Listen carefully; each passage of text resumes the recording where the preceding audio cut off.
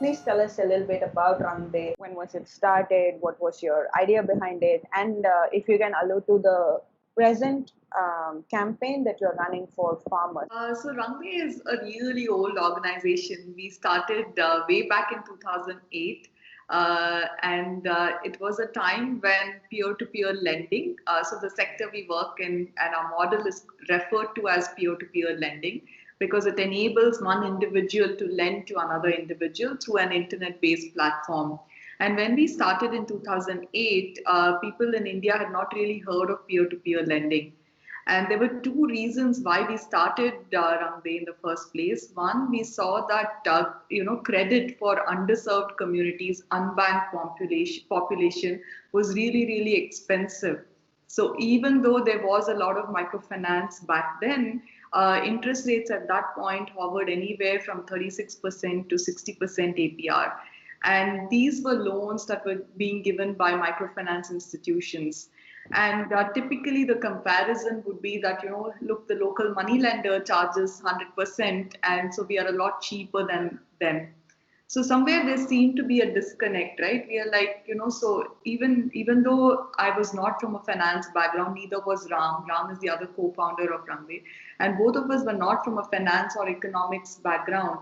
But then when you looked at it, common sense told us that something is wrong with this model, right? Because on one hand you're talking about credit, as a tool to help people, take their first steps out of poverty, but on the other hand you're making it so expensive that it's not really affordable for people. So somewhere there was a disconnect, and we thought something had to be done to lower the cost. That was one. The second thing was, the growing divide between urban and rural India. Back then, we thought, how can we actually bridge this empathy gap that exists between urban and rural India, and how do we do that using technology? And peer-to-peer lending seemed to address both these issues in some sense. One, because we connect individuals like ourselves, we are able to get credit at a much lower cost because we are not doing it for financial returns. We're doing this to make a difference to somebody's life. But at the same time, we use the internet to tell our rich stories from, of people from the field and from the communities we work with. So you get to understand how people are actually living their lives. So that's how it all started. And from 2008 to 2017, we continue to work as a public charitable trust. And this was when peer-to-peer was still unregulated. And a majority of the people we've supported have been women. Over 90% of our communities we support have been women. And we have seen some, dramatic changes in people's lives, once we've started to work in some of the communities. And that's what, in some sense, has kept us going. And in 2017, when RBI came up with regulations for peer-to-peer lending, that is when we had to, in some sense, transition some of our activities into a new entity. So we set up an NBFC P2P with a license from RBI and restarted our activities last year. In these extraordinary times, we were also, in some sense, put in a spot because there was so much to do, and so many communities needed support. So how do you go about doing this methodically? How do you put together a structure so that you're actually helping people, you're understanding, their needs, and providing help in a way that it makes sense, and not doing what you feel like doing. I think this was the challenge that we were trying to dabble with. But luckily for us, the need came from the communities directly. So a lot of farmer communities started to reach out to us. And this was immediately after the lockdown was announced. People were in distress because they'd already harvested their grains. And because of the sudden lockdown, the mandis were shut down and they didn't have anywhere to take their grains. And the organizations that were supporting them, reached out saying that, look, they're going to get into a distress sale now because they'll just give away their grains at a throwaway price if they're not able to store it safely, which would give them the comfort and, to wait for the prices to go up.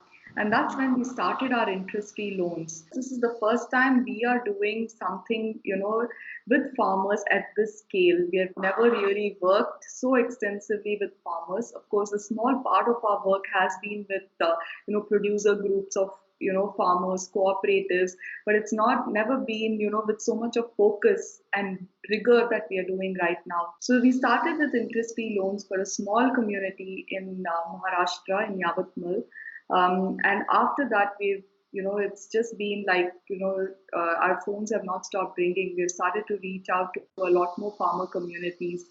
And there are three big needs of farmers that we are trying to address. One is, of course, post-harvest credit for people who had already harvested their grains for the previous season.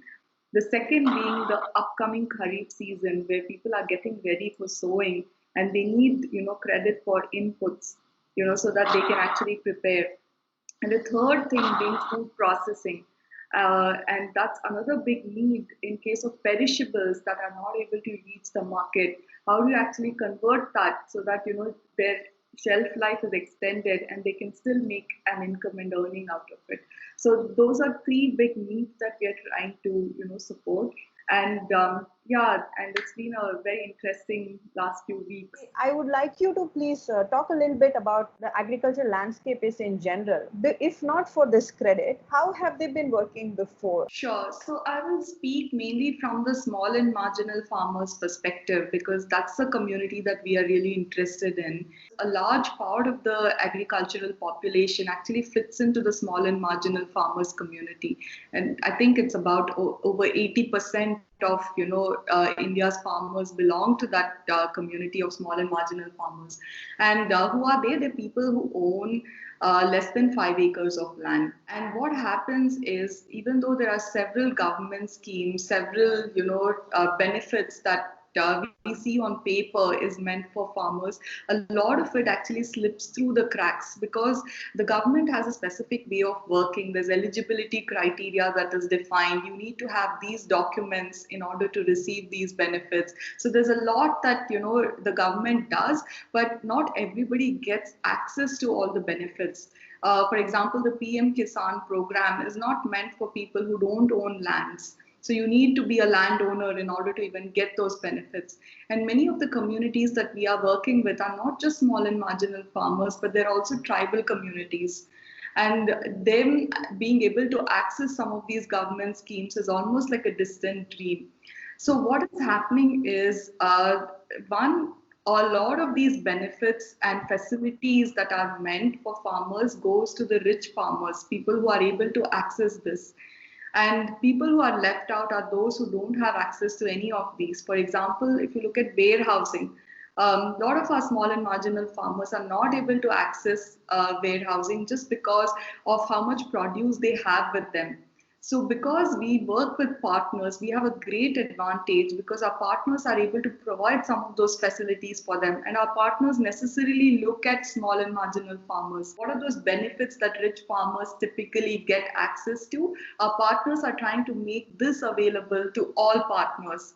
And where Rangde fits in is when they need access to credit to bridge that gap. So, for example, these are people who don't have the Kisan credit cards. They are not able to access any, of these benefits. Don't get cash transfers from the government, or there's been an announcement that has been made, but because of the time sensitivity of farming, we can't actually wait for it. It can't happen whenever it happens, right? This is so urgent, and it needs to be done in like right now. Some of these things needed to have been done yesterday, for example. So what we are trying to do is bridge that gap. So most of the organizations that we work with collectivize small and marginal farmers into farmer producer organizations and groups. And this helps them in some sense. It addresses the economies of scale problem, which comes when your produce is too small. So because of this collectivization and forming of farmers into farmer producer groups, our partners are able to work with them.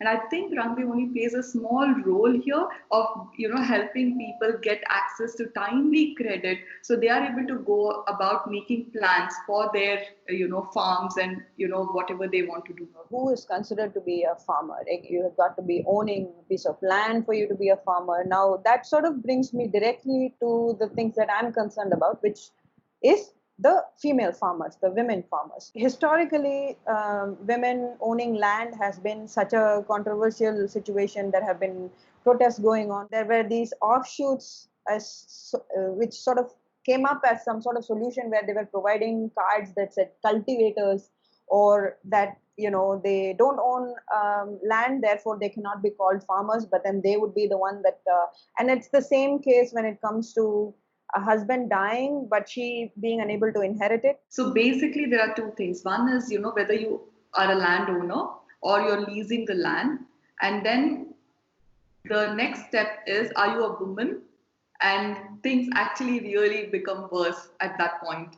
Because many of the farmers that we have supported so far, I think over 80% of them are all women.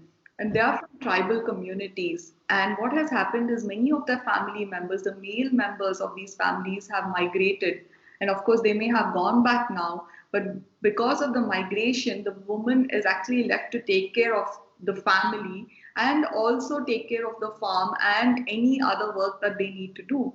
And because many of them are illiterate, many of them are not even aware of their rights or the benefits that are available to them.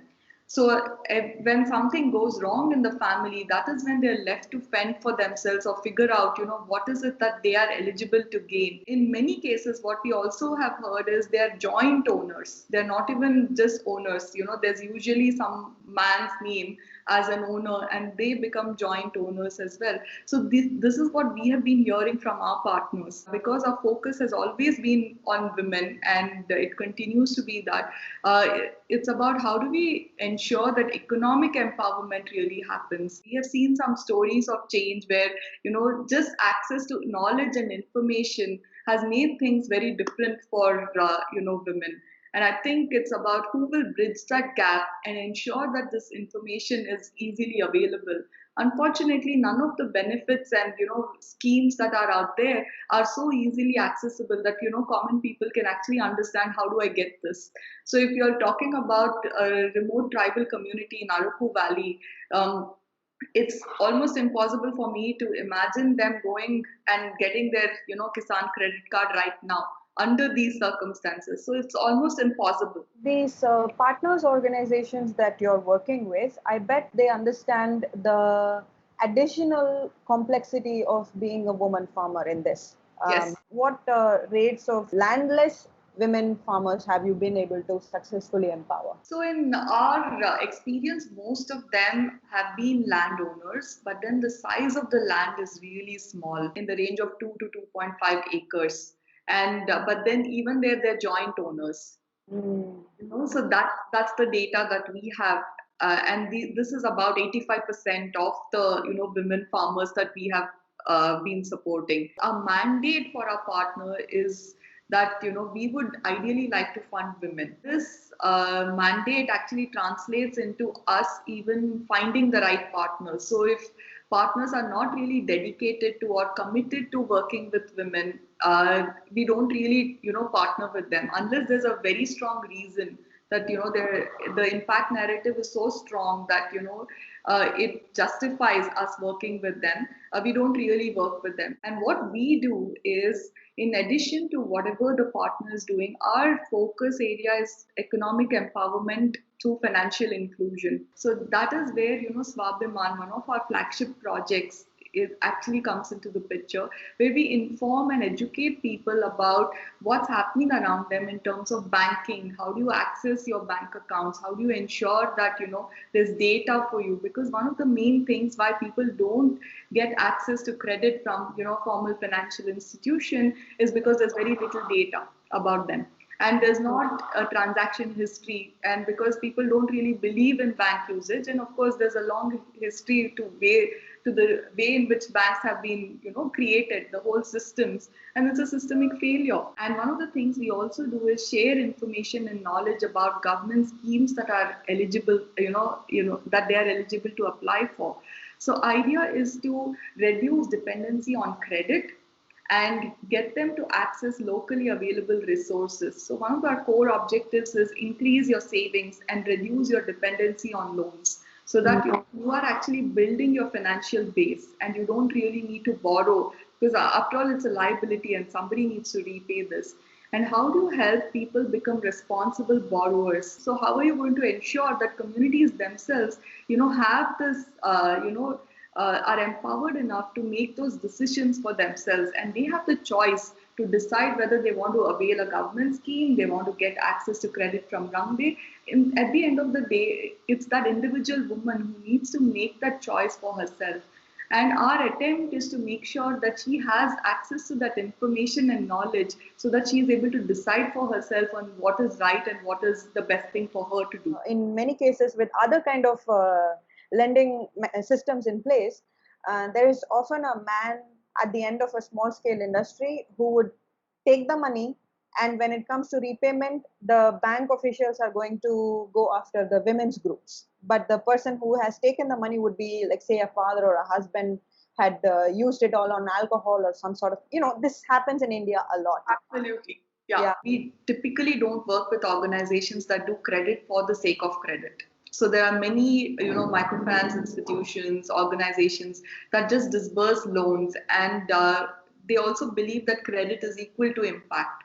But we believe that the act of disbursing money is not going to create any impact. So we look at organizations that have carefully, chosen programs and interventions to work with women, and in addition to their existing program, our credit acts as an enabler to help them. So for example, if there's a women entrepreneurship program where women are being trained on, how do you set up a business, how do you get access to markets, looking at competition around you. So if that is being done by the partner, then we look at how does Rangde's credit help in giving the woman entrepreneur access to credit so that she's able to kickstart her business or expand her business. And we apply the same thing even to our farmers. So the farmers, the women farmers that we support are not just on paper, say they are the recipients of the loans, and they're also the people taking care of their farms. Our whole philosophy is very different. It's not credit or lending just because we want to lend to them.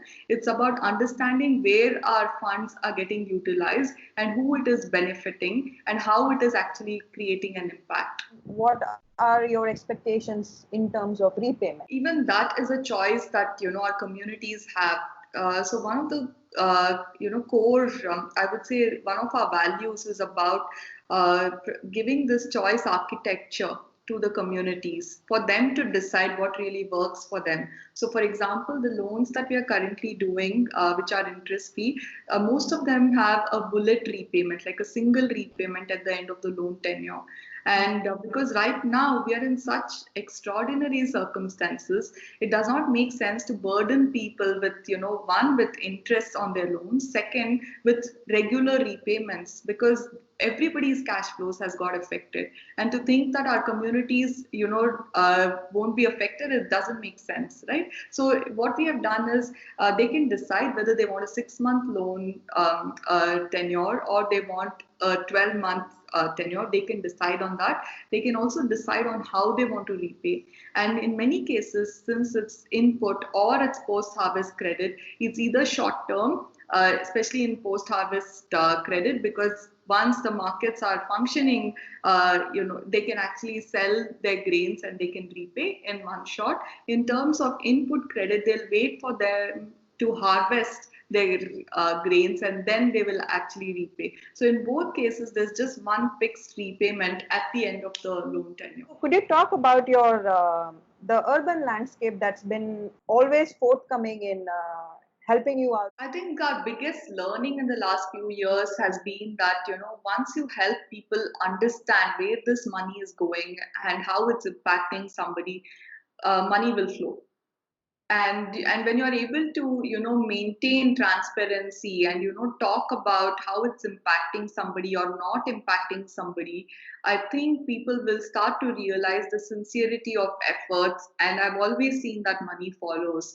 I think it's about how do you communicate this effectively and how do you make, even so, our lenders or social investors, we believe, are all part of the same ecosystem. So on one hand, we have our investees or borrowers, and on the other hand, we have our social investors. And we are that bridge that's connecting the two people. So on the other hand, on the investee side, we would also like them to know that the money is not coming from an institution or a bank. The money is coming from people like you and me, and who are doing this so that you have a chance to do something with this access, access to credit that you're gaining. And on the other hand, we would like to showcase or tell people stories from rural India so they are able to connect better. Because sometimes we think that our 500 rupees or 1,000 rupees is going to change somebody's life forever. It's not. It's just one of the things that they need currently. We believe everything, it can't be a success story, right? You need to be able to share the success stories, the failures, the distress, everything with people who contribute. And that is when people will understand what is actually happening on the ground. So we have seen that people are able to take in bad news and good news, but it's about how do you communicate that to them and do that with a lot of dignity, so that you don't have to. It's not always all the glorious stories that happen. It's not always that. Life is not like that, and I think people really understand that. It's very heartening that people have not just invested money. In the last few weeks, many people have come forward to say, hey, what can we do beyond money? Can we contribute our skills, our knowledge? Can we do something more than this? And that's been so heartening, because everybody is depressed now for some, because of the circumstances we are in. With so much of technology now, we are trying to see how we can connect, people who have invested money or lent money to people who have, received the loans now. This becomes the beginning of this beautiful journey, and it doesn't end in a financial transaction, but it's about that human to human connection, which is so important. What were your challenges, with regards to getting your statutory regulations from the RBI? Let's talk about the hard toil that went behind making all these happy things come together. A lot of perseverance, I think, perseverance and tenacity, but at the same time being very true to the mission that we have actually set out on. I think if there's one thing that has really helped us, it's been that. Because right from the beginning, when we started, we were very clear that we exist because we want to lower the cost of credit. And we started at a time when people didn't believe that lowering the cost was important. In fact, there were two schools of thought when we started. One that believed that access was more important. Look, they don't even have access to credit. Why are you being so super paranoid about the cost of credit? So we went against the tide. Then we realized that the entire service design, the way credit was delivered, had to be questioned. So we started to reinvent and change a lot of things at the service delivery. Things like how people not having a choice of deciding when I want to borrow, how much I want to borrow, what is the interest rate I'm willing to pay. These are things that we take for granted because me and you have a choice. We can decide whether or not to take this loan. But if somebody does not have the choice, that is when a lot of things begin to go wrong at the field. How do you get the right partner organization that where there's an alignment of values to ensure that money actually reaches the right people? And of course, how do you report back to people? So each of this had its own challenges. But I think what really has worked is about not deviating from that core purpose. That core purpose being why do we exist, and ensuring that that reason continues to get nurtured even when new team members come on board. How do we actually ensure that each of them is able to connect to this cause and that mission that we really exist for? I think that's the most important thing. And we have seen that because of this, we've built a resilience in the organization. And despite all of this crisis that keeps happening, for example, 2010, there was a microfinance crisis when people who didn't really know a lot about microfinance heard about us for the first time. Many of them said, oh, you guys are doing the same. But people who realized what we were, supported us like never before. So if you look at it, the support we have received from people has also been against the tide. 3,000 people, new people, came forward to participate in the farmers' campaign. Every time there has been a crisis, we have been able to overcome that because of this resilience and spirit in the organization. How much has been raised? How much has been disbursed?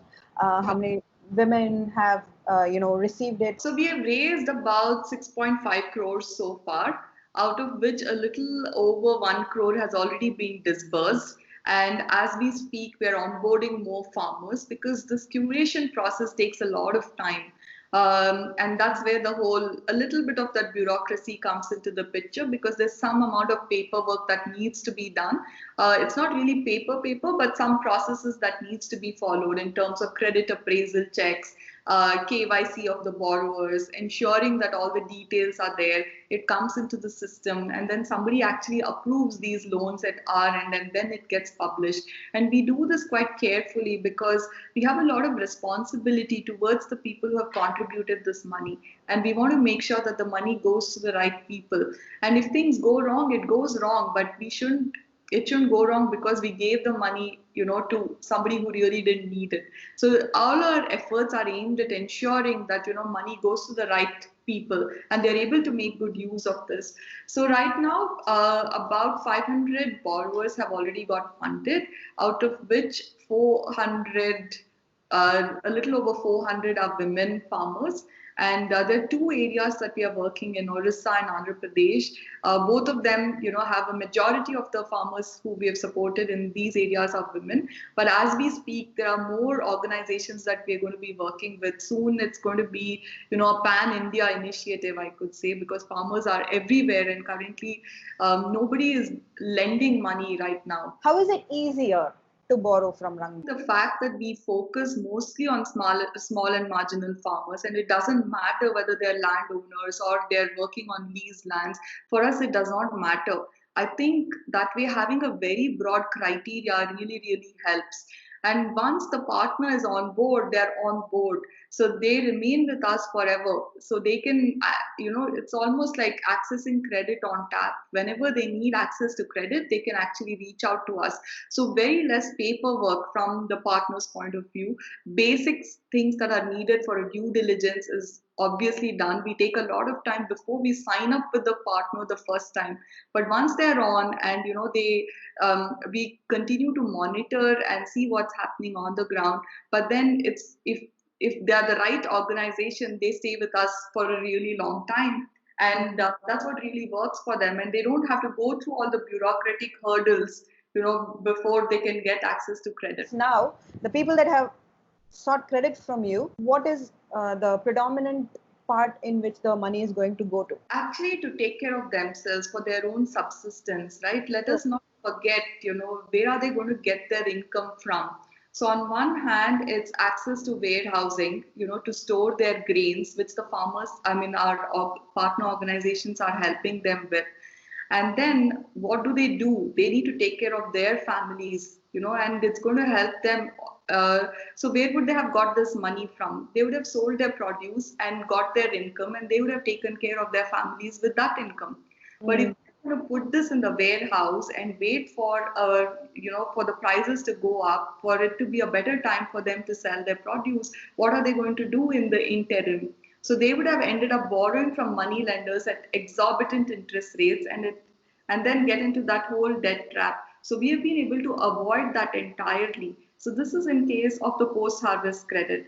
But for people who are, preparing for the upcoming sowing season, they're going to use this for inputs, for seeds and fertilizers, so that just in time for their sowing season, they have the required funding to get started. So that's the two broad areas that we're looking at. Can people help in the form of, if they were partner organizations, or can people help in the form of individual donors? When we raised the 6.5 crores, we had already lined up partner organizations. And we felt that, okay, our job is done. The sector is taken care of now.